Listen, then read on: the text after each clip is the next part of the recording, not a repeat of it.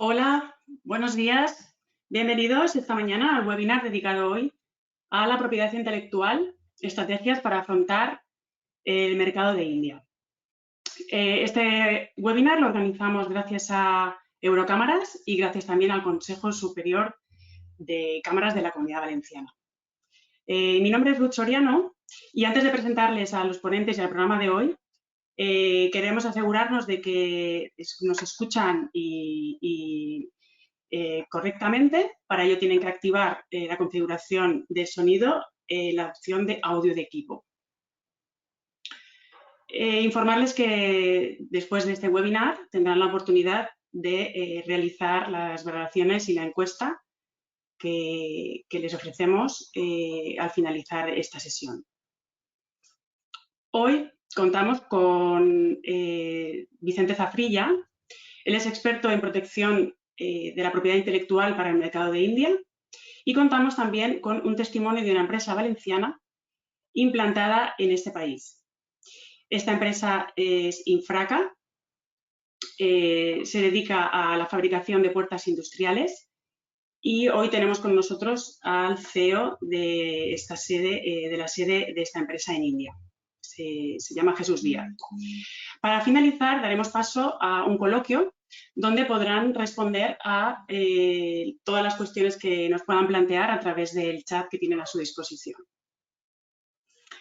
El objetivo de hoy es llegar pues, a la conclusión de la importancia que tiene la protección de la propiedad intelectual, no solo aquella que protege el intelecto o los derechos de autor, sino también la propiedad intelectual. Es la propiedad industrial es la que vamos a tratar hoy.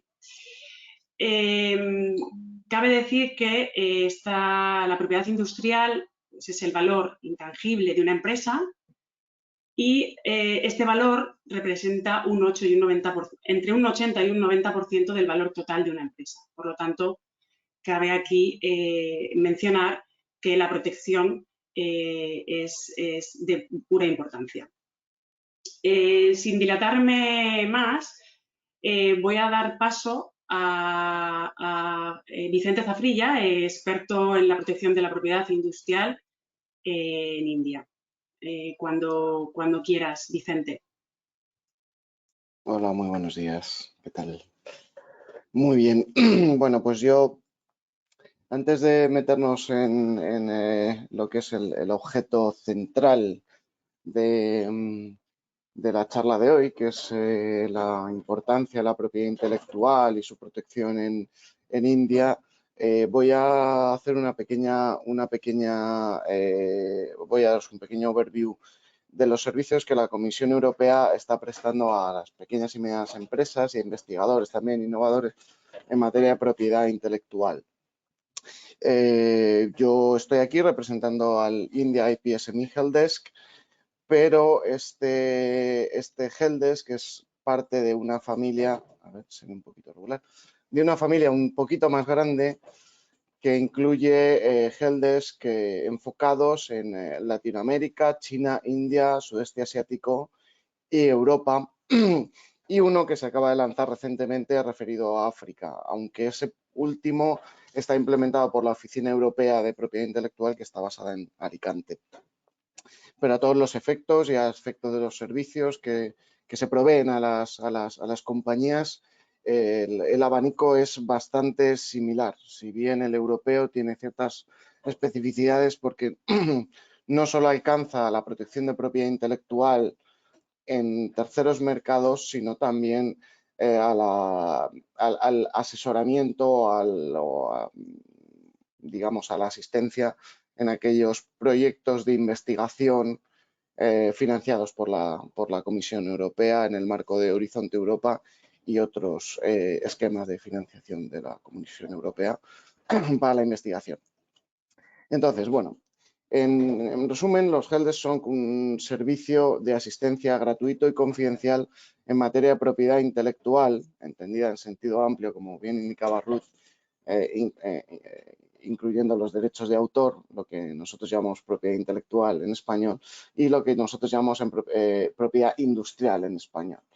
incluyendo, entre otros, patentes, marcas o diseños, con el objetivo de favorecer que determinadas pymes que quieren internacionalizarse a países terceros puedan de una manera más sencilla y más fácil acceder a información y a una primera línea de asesoramiento, de asistencia, si se quiere, de manera que la propiedad intelectual no sea un obstáculo en aras a internacionalizarse a esos mercados. Por lo tanto, los beneficiarios son pymes, pero también iniciativas de apoyo al emprendimiento que operan en esos mercados o que quieren hacerlo, con lo cual no es necesario que haya una operación actual o la compañía esté operando actualmente, sino también que tenga interés en hacerlo. Y eso es muy importante porque en muchos casos es crítico que la protección de propiedad intelectual se realice de manera anticipada a moverse a esos mercados. Y luego veremos un poquito por qué. ¿De acuerdo? En cuanto a los servicios gratuitos que ofrecemos, pues entre otros, como hoy tenemos, trainings o formaciones y webinars, tanto presenciales como online. Nuestro servicio, entre comillas, estrella, la Helpline, de la que hablaré un poquito más. Y también tenemos en nuestras websites materiales formativos para permitir a aquellas empresas que quieren dar el paso, bueno, pues que lo den con la mayor cantidad de información posible. Además, y ya no directamente vinculado con la actividad empresarial o con las pymes, hacemos ciertas funciones de cooperación y apoyo a políticas públicas de la Unión Europea en esos mercados. Por ejemplo, de hecho, la semana pasada estuvimos precisamente discutiendo con la delegación de la Unión Europea en India algunos de los retos y algunas de las prioridades que estamos detectando con respecto a las empresas europeas que se van a India. A todos los efectos, la delegación de la Unión Europea en India funciona como la embajada de la Unión Europea en India y, por tanto, usando nuestros servicios, no es solo que se pueda obtener una información, se pueda obtener una asistencia, sino que también muchas de las preocupaciones, muchas de las limitaciones, muchos de los problemas que las empresas europeas están sufriendo, pues llegan a los oídos más altos a los centros de decisión de la Unión Europea y, por tanto, pues está contribuyendo también a formar la política europea en materia de propiedad intelectual con respecto a esos países. Entonces, colaboramos con diferentes instituciones para ello. Como ya comentaba, nuestro servicio estrella es la Helpline, que en 3 días laborables damos una asistencia de primera línea totalmente gratuita. La asistencia es de naturaleza confidencial y ajustada a las necesidades de la empresa. No somos un call center. Detrás tenemos un equipo de expertos en propiedad intelectual en India que os van a poder dar el mejor asesoramiento posible hasta cierto punto. Y por eso hablamos de una primera línea de asistencia. Nosotros os podemos orientar, os podemos decir qué pasos debéis tomar, si deberéis considerar registrar algo, si os recomendaríamos que metieseis determinadas cláusulas en un contrato o que redactéis un determinado contrato, por ejemplo, un contrato de confidencialidad. Lo que no hacemos es registrar la marca en vuestro nombre o redactar un contrato. Esos son servicios que ya quedan un poco fuera de nuestro ámbito y que ya tendríais que trabajar o bien directamente con vuestro despacho de confianza o bien con otras iniciativas y otros servicios de asistencia a las empresas, como pueden ser, sin ir más lejos, la Cámara de Comercio de Valencia. Podéis contactarnos tanto por email como por teléfono y podéis hacer las preguntas en inglés, en español y en francés, lo cual es un valor añadido en particular para las empresas españolas que tenemos hoy aquí. Y con eso os he dado una visión más o menos amplia de lo que estamos haciendo ahora mismo y cómo os podemos ayudar, y ya me voy a meter más en harina y voy a hablar un poquito de la importancia de la propiedad intelectual y algunos consejos sobre cómo protegerlo en India. Primera instancia, y en la línea de lo que estaba comentando Ruth al principio, cada vez que hay una charla de propiedad intelectual, muchas veces parece que los asistentes y el ponente están un poco en una diferente longitud de onda, ¿no? Y es una tragedia que tenemos que vivir los abogados que negociamos, que tratamos con gente de empresa y gente de empresa que trata con abogados. Parece que hablamos idiomas diferentes. La API es una herramienta, la propiedad intelectual es una herramienta que puede servir o puede no servir. Pero es una herramienta que permite transformar intangibles, sean cuales sean, la reputación, la imagen de una marca, un conocimiento que tiene la empresa, un conocimiento técnico que tiene la empresa, en un activo. Y eso cambia la naturaleza de ese intangible, porque por tanto es un activo que podemos vender, que podemos comprar, que podemos licenciar, que podemos hacer valer en tribunales, y por tanto da un mayor abanico de opciones si lo comparamos con el intangible sin proteger por la vía de la propiedad intelectual. Como comentaba Ruth, en determinados sectores ahora mismo el valor de los activos intangibles supera el 90%, y esa tendencia no parece que se vaya a revertir. Por tanto, aunque en ocasiones parece que el apego a lo tangible hace todo mucho más fácil, es importante ver qué tenemos en nuestra cartera, qué activos realmente podrían merecer protección por la vía de la propiedad intelectual, porque pueden terminar valiendo más que la fábrica.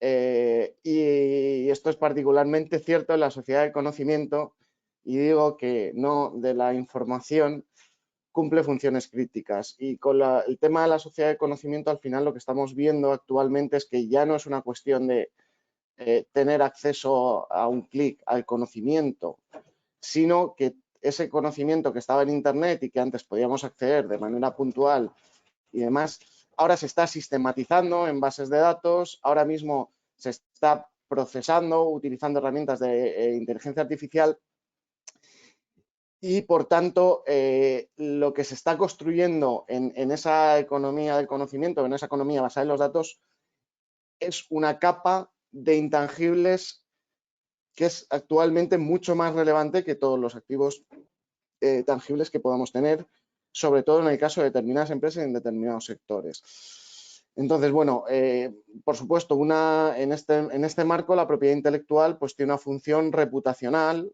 de cara tanto a inversores como a consumidores.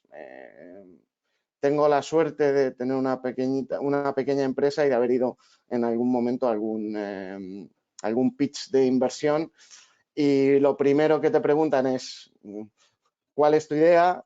Lo segundo que te preguntan es ¿hacia dónde o qué valor de mercado tiene esto? Y lo tercero que te pregunta es ¿tienes una patente? ¿Tienes protegida la marca? ¿Tienes protegido?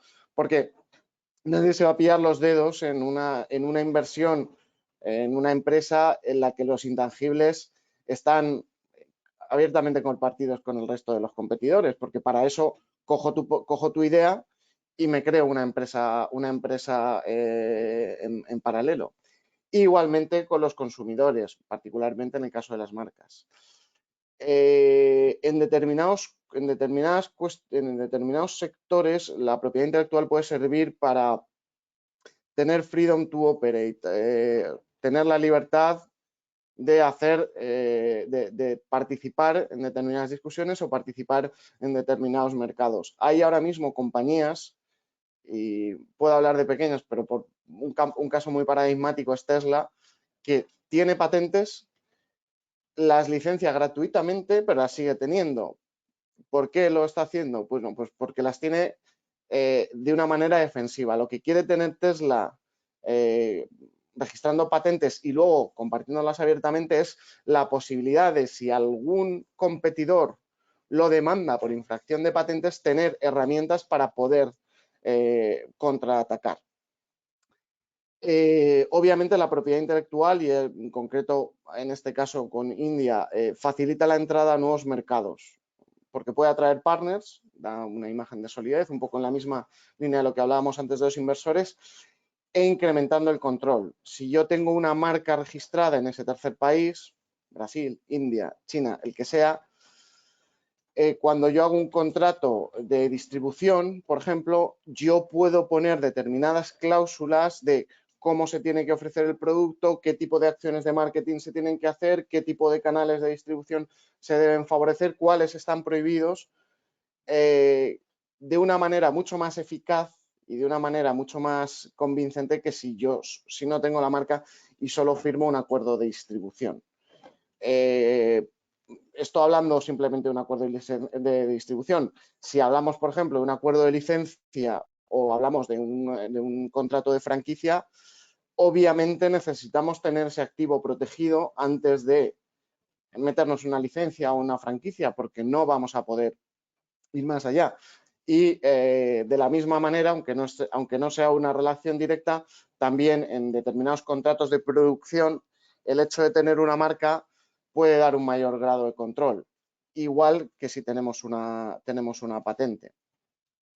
La cuarta función, que es que permite excluir a terceros del uso del activo intangible que tenemos protegido, es la función que hemos atribuido tradicionalmente a la propiedad intelectual, pero quizá no sea ahora mismo la más importante, pero no deja de ser una ventaja el tener la exclusividad o un derecho de exclusión de terceros sobre el activo intangible que tenemos, sea una marca, sea una solución técnica, una patente, sea un software protegido por derechos de autor, copyright. Y finalmente, bueno, pues permite su monetización directa o indirecta y el acceso a financiación. En cuanto a la monetización, bueno, pues las estrategias directas, obviamente, pues lo que os comentaba antes, contratos de licencia, contratos de franquicia, etcétera. La indirecta son estrategias un tanto más sofisticadas, pero que cada vez son más comunes. Por ejemplo, un ejemplo muy, muy ilustrativo de esto es lo que hace Google con Android. Google ofrece Android de manera gratuita, pero condicionada a los creadores de teléfonos, con lo cual no saca un margen del sistema operativo Android como hacía Windows, como hacía Microsoft con Windows, que te obligaba a pagar una licencia. Pero lo que hace Google haciendo eso, esa estrategia, lo que está consiguiendo es atraer a muchos usuarios a su ecosistema, al ecosistema Android. Y desde ahí Google ya puede dirigir a los usuarios a otro tipo de mercados o a otro tipo de capas donde Google sí que monetiza, por ejemplo, a través de la obtención de datos, a través de los anuncios, etcétera, etcétera, etcétera. Si bien estas estrategias son comunes en sectores, digamos, no en sectores, en compañías que están muy consolidadas, cada vez se ve más que en determinados sectores de nueva creación el tener un activo de propiedad intelectual puede llegar a ser un grifo que permita elegir qué competidores entran y cuáles no, y elegir si lo queremos explotar de manera directa, es decir, pidiendo un canon, un royalty, o si tenemos una estrategia un tanto más sofisticada y queremos utilizar ese activo como puerta de entrada para otros mercados. Y en cuanto al acceso a financiación, en cuanto a financiación pública, es cierto que una patente o un activo de propiedad intelectual protegido puede mejorar las oportunidades de obtener financiación pública, y el último programa marco que se acaba de lanzar, Horizonte Europa, ha pasado de ser un programa más bien orientado a la investigación o a los resultados de la investigación, y ahora mismo es un programa más bien orientado a la explotación o al impacto. Entonces, bueno, pues ahí hay un cierto recorrido también para la propiedad intelectual. En cuanto a lo que se refiere a la financiación privada, obviamente, como ya hemos comentado, cuando hablamos de inversores es muy importante tener la propiedad intelectual protegida, pero además, aunque antes era una cuestión casi pues para grandes empresas, ¿no? Por ejemplo, conseguir un préstamo usando un activo intangible como colateral, cada vez se van viendo nuevas oportunidades para acudir a esas fuentes de financiación. Es cierto que para un banco siempre va a ser más fácil, siempre va a dar mejores condiciones cuando está valorando un edificio, cuando está valorando un terreno, que cuando está valorando un activo intangible, porque ellos son conservadores y obviamente para ellos entender cómo funciona el intangible y qué retorno puede generar ese intangible, pues es más complicado. Pero lo cierto es que cada vez más se están viendo operaciones en las que los activos se están utilizando los activos intangibles se están utilizando como colaterales. Está todavía en una fase muy incipiente, sobre todo en Europa. En Estados Unidos es bastante más común, pero lo cierto es que también iniciativas o tendencias como la tokenización mediante blockchain de activos intangibles y su comercialización, pues ahora mismo está prácticamente ya a diario en la prensa económica, ¿no? Lo que han estado haciendo con los NFTs y demás, no deja de ser una forma de obtener financiación basada en un activo intangible. Dicho todo esto y hechas las consideraciones un poco más generales a propósito de la propiedad intelectual en general, nos vamos a meter un poquito más en harina y vamos a ver cómo funcionan, básicamente 4 pinceladas de cómo funcionan los activos de propiedad intelectual en India. Vamos a ver, no sé hasta qué punto los asistentes tenéis protegidas patentes o marcas, no necesariamente en India, pero al menos en Europa. Pero bueno, entonces voy a dar una visión un tanto global que pueda servir a gente que sabe, y a gente que sabe poco, a gente que sabe mucho. Bueno, las patentes son soluciones a problemas técnicos y esto es desde problemas puramente mecánicos a problemas relacionados, por ejemplo, con la creación o la mejora de rendimiento de un coche, la mejora de rendimiento de una batería o de su tamaño, a herramientas, digamos, más sencillas, como un abrelatas, ¿no?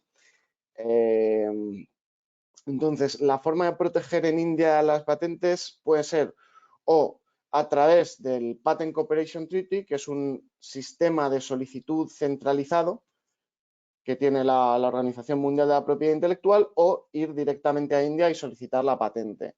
Lo más normal a una empresa europea que se internacionaliza sería ir vía la Patent Cooperation Treaty, que tiene determinadas ventajas que no voy a discutir aquí, pero que si queréis luego puedo expandir un poco más en la sesión de cuestiones y la sesión de preguntas y respuestas.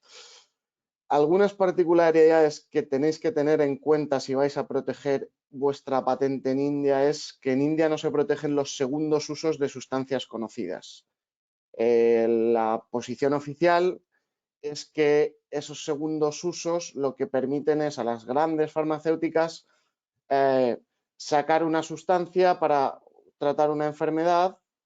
Cuando esa patente está a punto de expirar, sacar otra patente para la misma sustancia con esa misma, para tratar una enfermedad diferente, entonces permite que la patente prolongue su vida útil. Esta práctica la llaman evergreening o el florecimiento constante de la patente. Entonces, eso es lo que India dice en los foros la realidad es que India es el mayor productor de genéricos del mundo. Entonces, obviamente, a las grandes empresas indias no les hace mucha gracia eso de que la patente les esté obstaculizando lanzar un genérico cada vez que está a punto de expirar.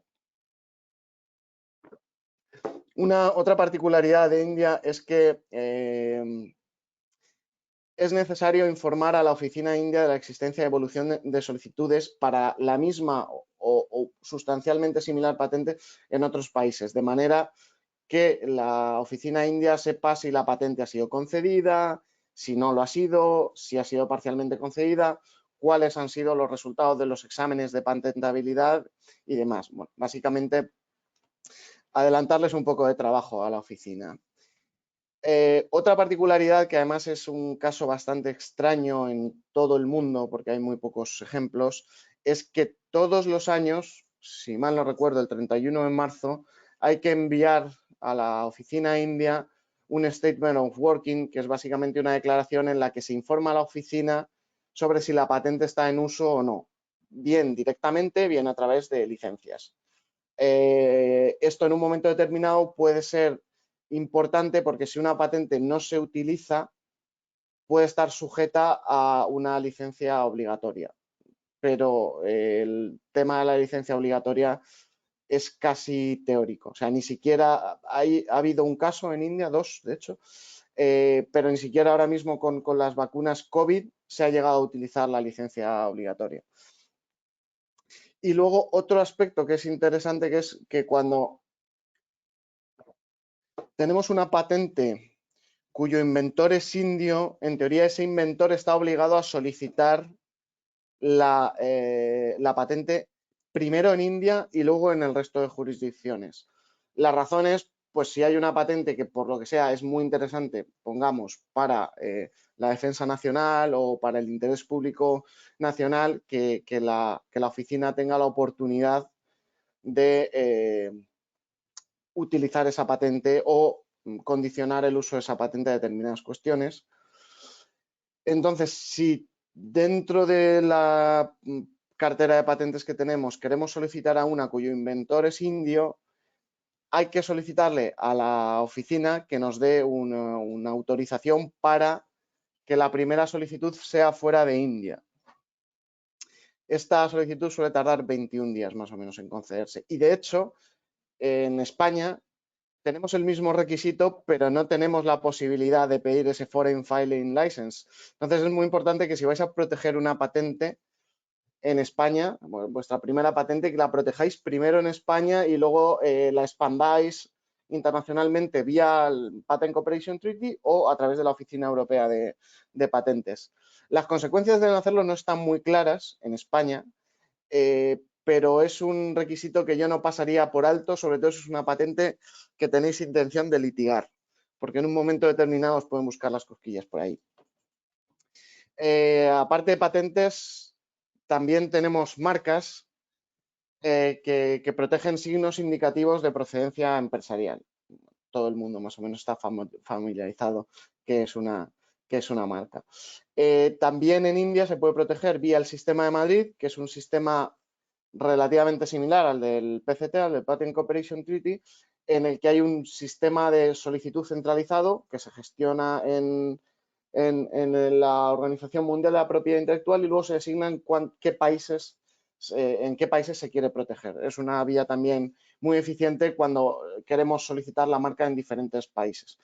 En Europa, como sabéis, tenemos la posibilidad de solicitar una marca que ocupa una marca cuyo ámbito es la totalidad de la Unión Europea en la Oficina Europea de Propiedad Intelectual, en la WIPO, que como ya he comentado antes está en Alicante.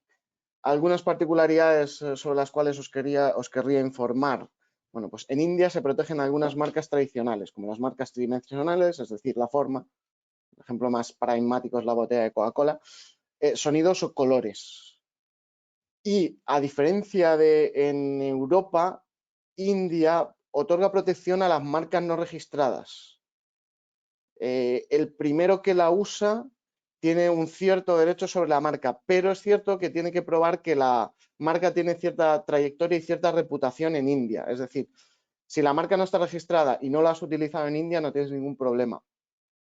Esto en un momento determinado puede ser una herramienta útil, pero lo mejor realmente, y además los fees, o sea, las tasas no son muy elevadas, lo ideal es solicitar primero la marca antes de ir. Sobre todo aquellas empresas que tengáis una reputación muy construida sobre ellas. A lo mejor no registrar todo el portfolio de marcas, pero sí las marcas principales o aquellas marcas de aquellos productos que sean muy diferenciales o muy paradigmáticos o muy importantes para la empresa.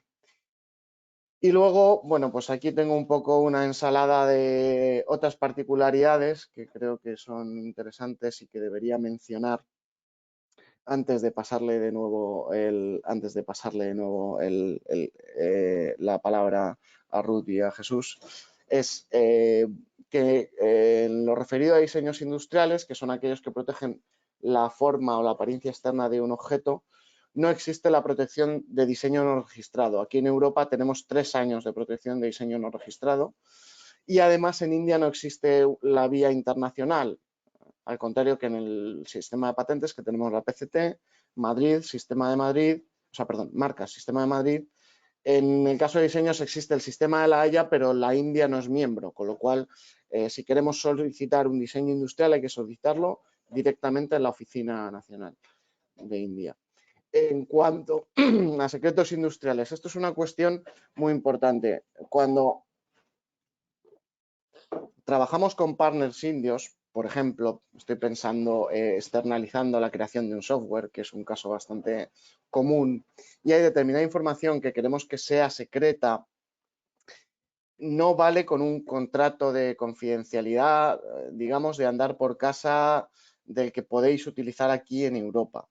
Es muy importante delimitar bien cuál es el ámbito de esa confidencialidad, cuáles son las medidas que hay que tomar para asegurar tal confidencialidad e incluso incluir penalizaciones económicas explícitas. ¿Por qué? Pues porque en India la legislación allí está muy fragmentada y y dificulta mucho la prueba, dificulta mucho en un momento determinado la cuantificación de indemnizaciones. Mientras que si ponemos directamente una cláusula y decimos, oye, si rompemos este deber de confidencialidad, el partner indio me tiene que pagar 15.000 euros, bueno, pues ya puedes ir a un tribunal indio y decirle, oye, este partner, de acuerdo a este contrato, me debe 15.000 euros. Es mucho más fácil todo. Es cierto que eso hace que las negociaciones no sean tan suaves como deberían ser, pero es cierto, pero los indios como partners no suelen ser no suelen participar en conflictos abiertos, con lo cual o no tienden a ello. Entonces, es posible hacerlo, es posible apretarles un poco más las clavijas cuando estamos negociando un contrato de confidencialidad. De igual manera, en cuanto al copyright, a los derechos de autor, y aquí me refiero sobre todo a software, aunque podemos hablar de libros, cuadros, música, películas, el registro no es necesario para protección. La protección nace por la creación de la obra protegida por copyright, protegida por derechos de autor, pero si queremos llegar a litigarlo, sí que tenemos que registrarlo ante la Oficina India de Propiedad Intelectual. Y luego un par de cositas más es que la Oficina India establece una serie de beneficios para pymes de los cuales se pueden beneficiar las pymes europeas, que incluyen, entre otros, descuentos en tasas y la posibilidad de solicitar un examen acelerado en el caso de patentes, que no es ninguna tontería. Y por último, y no por obvio, me gustaría recalcar que las solicitudes ante la oficina india se pueden hacer en inglés, lo cual es una ventaja sustancial comparado con otras jurisdicciones en las que solo aceptan el idioma del país, como puede ser el chino, como puede ser el malasio, como puede ser el En Tailandia creo que también aceptan en inglés, pero bueno, no estamos aquí para hablar de Tailandia. Pero bueno, al final facilita mucho y simplifica, ahorra traducciones, lo cual es muy positivo. Con esto, simplemente invitaros a que si tenéis alguna pregunta, por favor, nos contactéis vía correo a este email, india@iprhelpdesk.eu. Os dejo aquí también nuestra website y nuestras redes sociales, tanto Twitter como LinkedIn, por si tuvierais alguna cuestión o por si queréis seguirnos y estar al tanto de las actividades que vamos planificando. Esta formación, debido al tiempo y debido al objeto, es muy básica, pero si en un momento determinado creéis que vuestra empresa o una serie de empresas, que vuestros ingenieros podrían querer una información más específica y más amplia, por ejemplo, a través del sistema de patentes, podéis bien comentarlo con la cámara directamente o bien contactarnos a nosotros y buscaríamos la manera de organizar algunas formaciones específicas para las necesidades que podáis tener en este momento y, por supuesto, si necesitáis hacer alguna consulta sobre algún aspecto de propiedad intelectual en India. Y con esto cierro pantalla, cierro vídeo y cierro micro y le doy la palabra de nuevo a Ruth.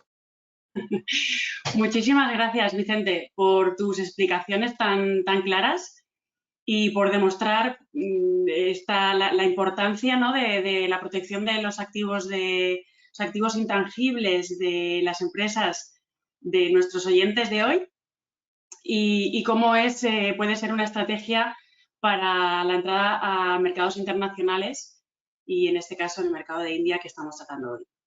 Muchas gracias.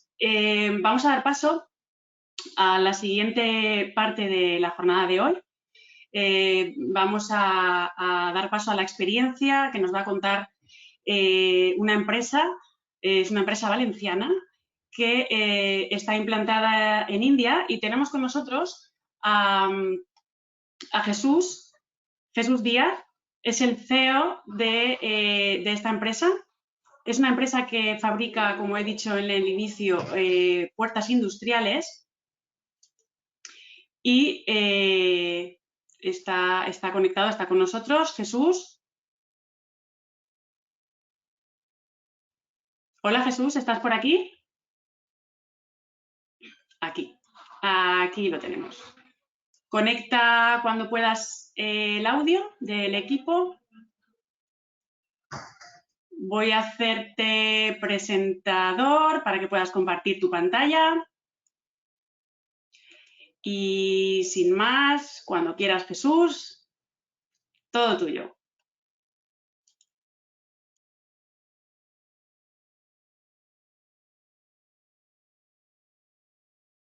Creo que no se oye. Jesús, creo que no tienes conectado tu audio.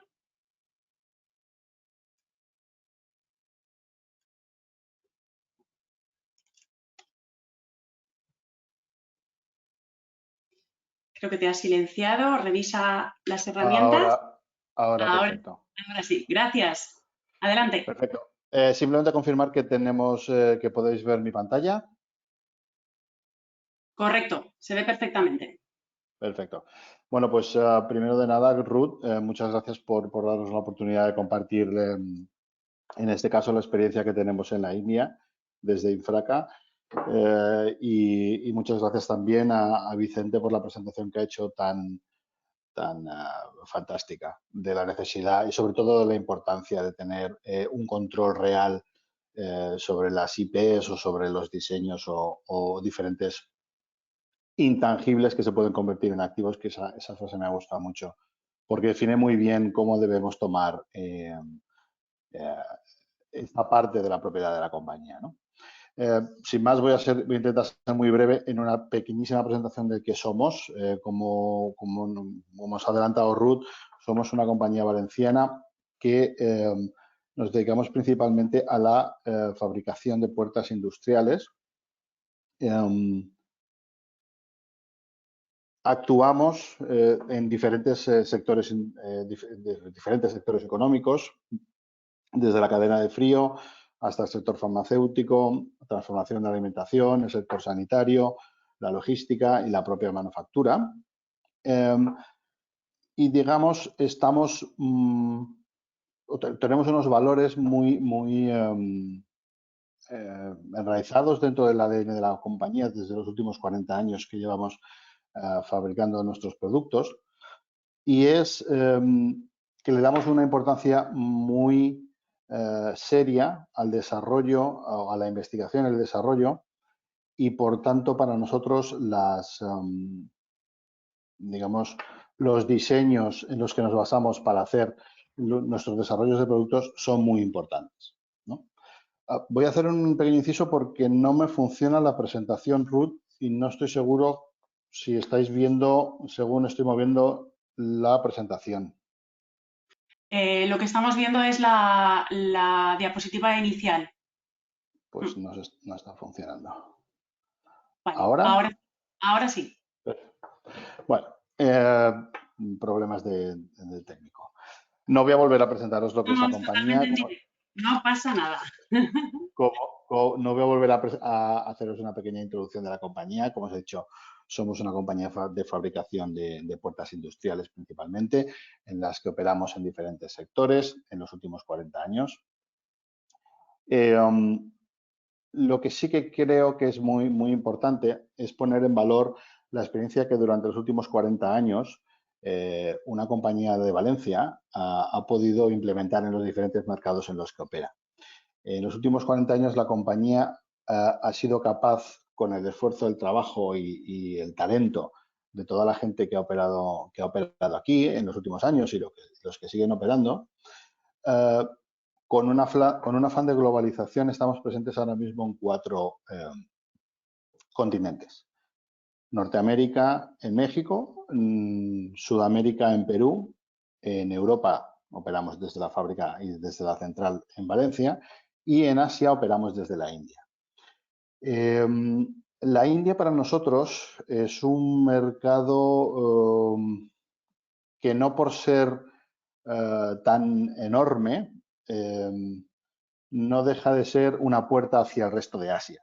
Nosotros decidimos entrar en el mercado indio de una manera real, con unas inversiones serias a la hora de montar una fábrica, hace aproximadamente 4 años, pero se venía operando en los últimos años de una manera, de forma de exportación normal, y veíamos que la posibilidad y las posibilidades que tenía un mercado como el indio y, por ende, el mercado asiático, nos abrían la puerta a un nuevo mundo desde el punto de vista principalmente comercial, pero también desde el punto de vista de desarrollo. ¿De desarrollo por qué? Nosotros en la India, y esta es una foto que veis, es la fábrica que actualmente tenemos en la India, que está a unos 150 kilómetros de Mumbai.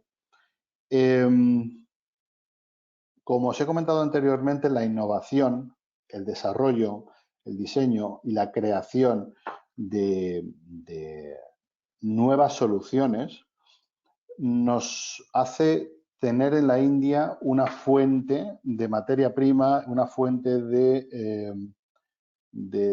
feedbacks y de información por parte del mercado altísima.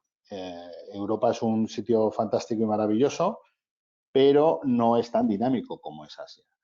Nosotros en Asia, los feedbacks por parte de los clientes desde el punto de vista industrial o desde el punto de vista de diferentes sectores como el farmacéutico o como el de cadena de frío o como el de la manufactura, son feedbacks extraordinariamente ágiles y extraordinariamente rápidos, ¿vale? Entonces, nuestro compromiso de calidad, nuestro compromiso con la innovación, nuestro constante desarrollo o nuestra constante presión por parte de los clientes y de los proveedores hace que el grupo, y en concreto India, pero sobre todo el grupo desde el punto de vista global, necesite continuamente de inversiones y necesite continuamente de tecnología, que nos vemos no obligados, pero sí nos vemos digamos, obligados por nosotros mismos a proteger. proteger desde el punto de vista de la propiedad intelectual. Entonces, desde hace 41 años que la compañía existe, nosotros siempre hemos tenido en cuenta la necesidad de tener protegidos nuestros diseños. Nosotros fabricamos puertas, normalmente fabricamos puertas en aluminio, y la capacidad de desarrollo, el diseño para desarrollar esas puertas hacen que la tecnología que nosotros utilizamos para el diseño y el desarrollo de esos productos necesiten una protección no solamente en Europa, sino en el resto de territorios.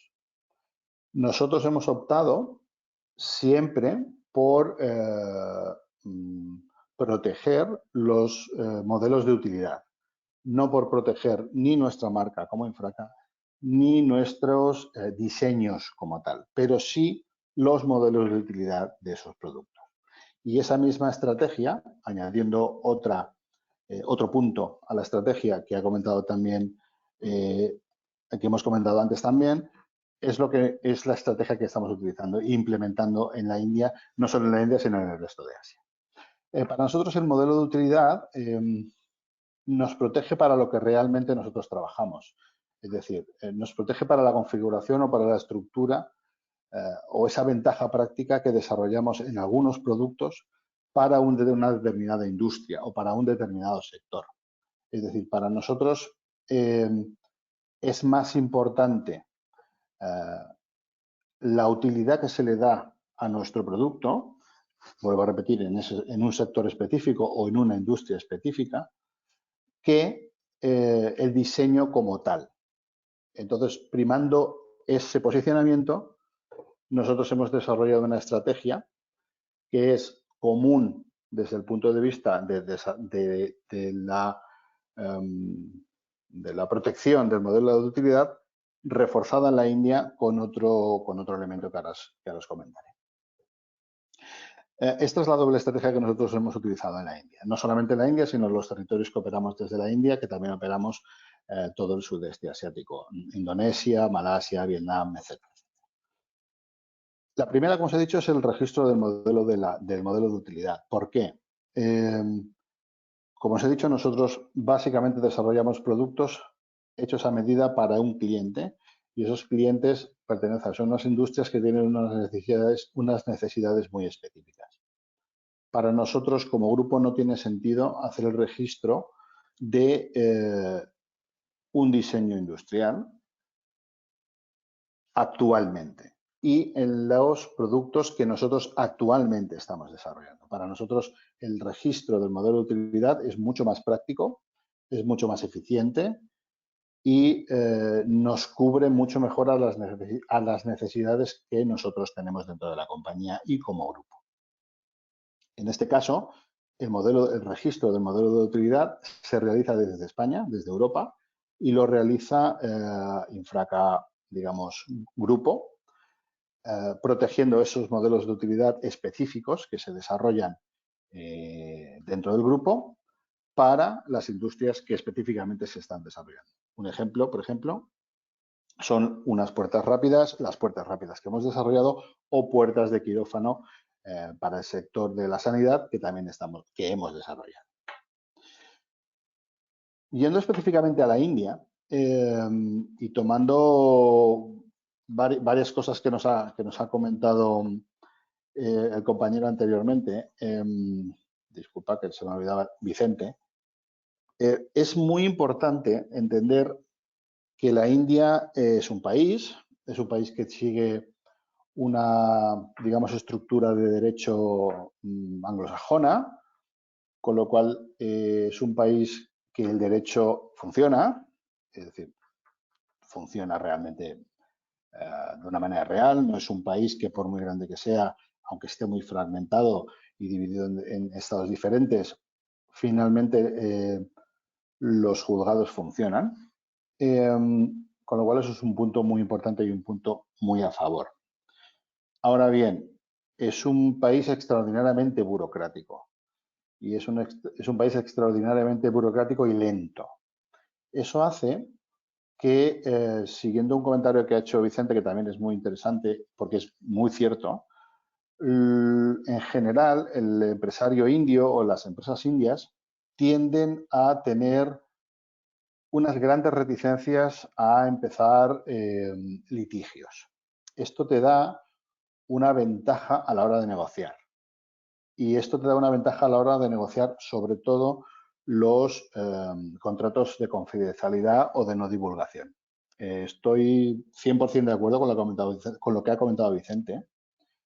De hecho, es la segunda pata de la estrategia que nosotros tenemos en la India. La primera, el registro del modelo de utilidad desde Europa, y la segunda es la aplicación bilateralmente, tanto con proveedores como con clientes, de acuerdos de contratos de confidencialidad, que también estoy de acuerdo con Vicente, lo que ha dicho anteriormente, es muy importante que no sean contratos de confidencialidad ligeros o livianos, sencillos y que casi puedes descargarte de Internet. Los contratos de confidencialidad nuestros son en muchos casos de 25 páginas, en todo caso están desarrollados por un abogado indio, supervisados en última instancia por mí, y son contratos que llevan un proceso de negociación porque, aunque sea un contrato de confidencialidad, es un contrato que lleva penalizaciones, lleva periodos de tiempo, lleva personas específicas que puedan acceder a esos datos y llevan una serie de cláusulas que son muy importantes.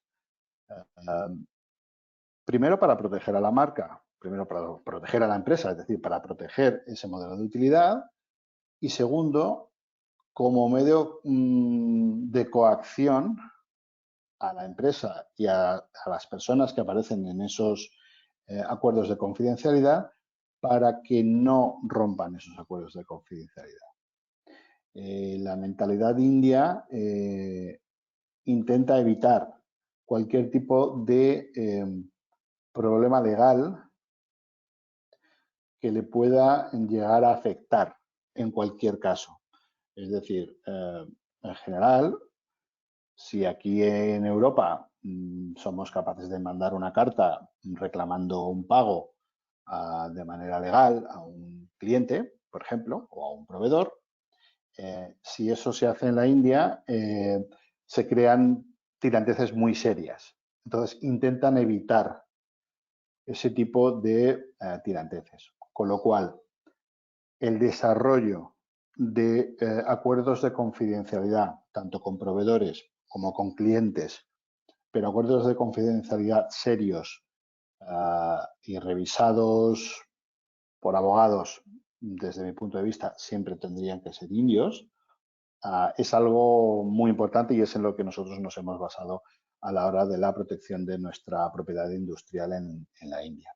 Uno de los ejemplos, hemos hecho varios, pero uno de los ejemplos, nosotros estamos desarrollando, como os he dicho anteriormente, unas puertas de quirófano que ya están desarrolladas, que se han desarrollado en España, y en la India, junto con un cliente indio, estamos no desarrollando, sino estamos probando y desarrollando ciertas modificaciones que podemos, que necesita el mercado indio.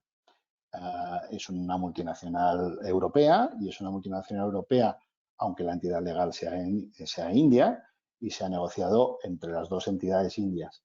Y los contratos de confidencialidad o las negociaciones sobre los contratos de confidencialidad han sido largas, han sido duras, han sido serias y han durado en el tiempo casi 4 meses, pero ahora todo el mundo está extraordinariamente más cómodo y todo está funcionando, digamos, de una manera más sencilla.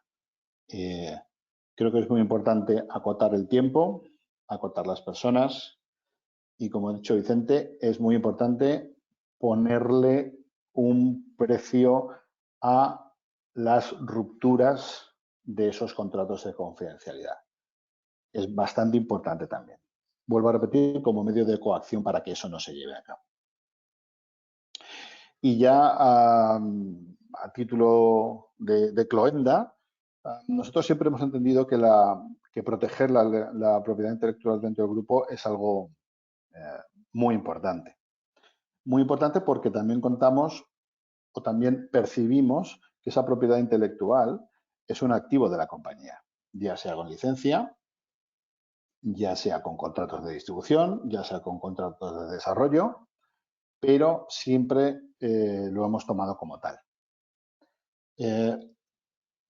Esa protección derivada, en este caso en la India, tenemos que tener en cuenta que es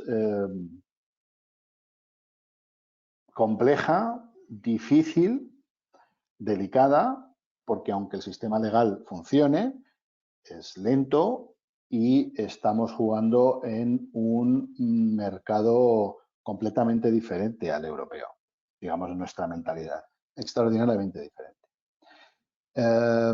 También, por esa burocratización del sistema legal y del propio país, todos estos procedimientos pueden ser largos, costosos y lentos.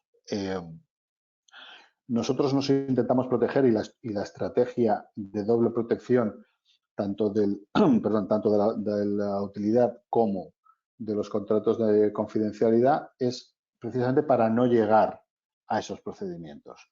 Nosotros ahora mismo no es un caso de protección industrial o de ruptura de un acuerdo de confidencialidad, de un procedimiento igual, pero nosotros llevamos litigando contra una empresa 1 año y medio.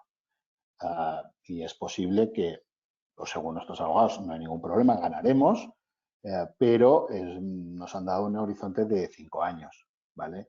Esto, pues nadie lo quiere en un país como la India, ni en un país como la India, ni en un país como España. ¿De acuerdo? Con lo cual, os recomiendo que no olvidéis que la India es un mercado fantástico con unas oportunidades extraordinarias, pero es un mercado que de punta a punta del país, primero no hablan el mismo idioma y segundo puede haber 6.000 kilómetros de distancia. Es decir, el control que las empresas podamos tener o podemos tener sobre nuestra industria, sobre nuestros productos, no es el mismo que podemos tener en Europa. Y esa pérdida de control o esa pérdida de conocimiento de lo que se está haciendo con nuestros productos, desde el punto de vista de diseño industrial o de propiedad intelectual, debemos de protegerla en todo caso. Nosotros hemos seguido una estrategia que creemos que es la correcta, pero estoy seguro de que hay muchas diferentes.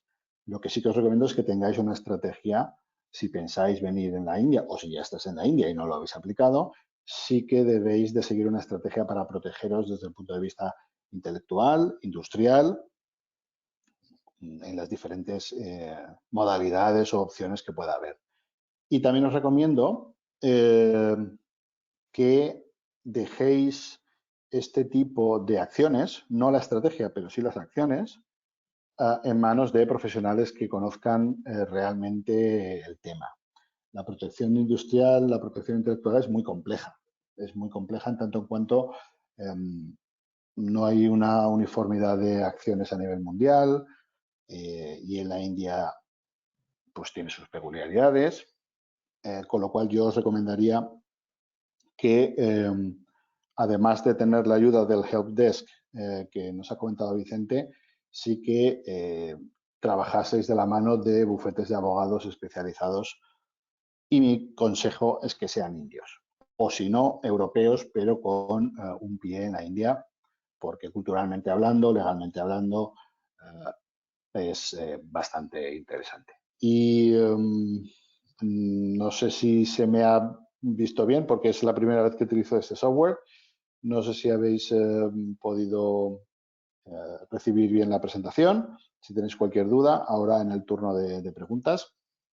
Estoy a vuestra disposición para cualquier cosa que queráis hacer, con lo cual voy a parar de compartir, me pongo en mute y como tú me digas, Ruth, me pongo a tu disposición. Muy bien, muchísimas gracias. La verdad es que ha estado fenomenal que hayas podido corroborar desde el punto de vista de la empresa corroborar todo aquello que hemos estado diciendo, todo aquello que Vicente ha estado explicando. La verdad es que es un placer también no solamente poner la teoría, sino también la práctica y los testimonios de alguien que está haciendo todas estas cosas, está protegiendo bien sus intangibles y lo toma como una estrategia para entrar en mercados internacionales, en este caso India, y como tú has dicho, puerta de entrada a otros países asiáticos. Por lo tanto, bueno, yo estaba invitando a nuestros oyentes a que hicieran cuestiones, preguntas. La verdad es que no hemos recibido ninguna. Debe ser que, bueno, pues o que tienen miedo a lanzarse, que puede ser, o que lo tienen todo claro, que también puede ser. En tal caso, si ahora no realizan o no desean o porque no se les ha ocurrido, no tienen ninguna duda, bueno, pues pueden realizarlo después a través de los correos electrónicos que nos han dejado nuestros clientes de hoy o bien contactando directamente con nosotros en la Cámara de Comercio de Valencia. Quisiera agradecer tanto a Jesús como a Vicente la disponibilidad que han tenido en estar hoy con nosotros, que hayan explicado de una forma tan clara la temática de hoy, que es compleja, pero realmente han sabido mostrar esa importancia y han sabido comunicarla. Y también agradecer a Eurocámaras, que ha hecho posible que hoy estemos aquí y ha hecho posible que este webinar haya tenido lugar. Al Consejo también Superior de la Comunidad Valenciana. Quería también dar las gracias a todos los oyentes que han estado con nosotros esta mañana y sin más despido esta conexión y comentarles que estamos a disposición de todos ustedes. Muchísimas gracias y hasta muy pronto. Gracias a todos. Gracias. Ha sido un placer y encantado de conocerte virtualmente, Jesús. He aprendido mucho. Igualmente, Vicente.